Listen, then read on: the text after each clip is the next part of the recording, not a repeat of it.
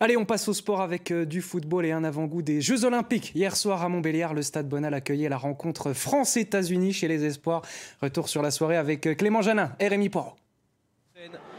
Comme un peu trop souvent ces dernières années à Bonal, le coup de sifflet final de l'arbitre a résonné dans une drôle d'ambiance. Un mélange de vague satisfaction d'avoir vu un peu de bon football et aussi un brin d'exaspération qu'on a forcément aussi ressenti chez cet obsédé de la victoire qu'est Thierry Henry. Je connais cette équipe américaine très bien. Je savais que ça allait être difficile. Il y a de la vitesse, comme vous avez pu le voir, ça part souvent en profondeur, très tôt, ça répète les courses, c'est athlétique. J'ai trouvé que pendant un moment, on a fait armes égales avec eux, et même plus que ça quand on était bien. Avant de parler foot, parlons fête. On l'a dit, c'est pas tous les jours l'Amérique pour les supporters socialiens en ce moment. Alors avant le match, pendant que les Bleuets s'échauffaient, on sentait chez les supporters la joie d'abandonner temporairement la couleur jaune au profit du bleu. L'ambiance et puis voir du beau foot aussi, voir ce qui valent aussi quoi. Moi j'aurais bien aimé voir Barcola mais après il est blessé donc mais c'est pas grave, c'est toujours bien d'aller voir l'équipe de France jouer.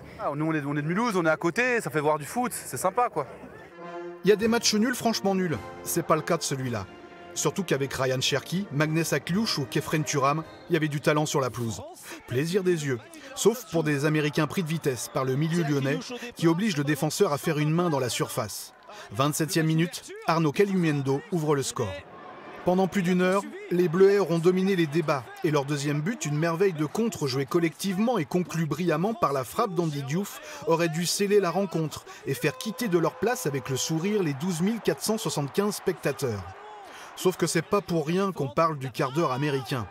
Alors d'habitude, c'est le moment des slows, mais là ça s'est transformé en valse pour des Bleuets qui se sont fait avoir comme des Bleus, encaissant 2 buts à la 86e et à la 89e minute. À 4 mois des Jeux Olympiques, où ces deux équipes vont se retrouver, c'est moyen pour la confiance. Plus localement, la bonne nouvelle, c'est que les équipes de France sont toujours invaincues en Franche-Comté.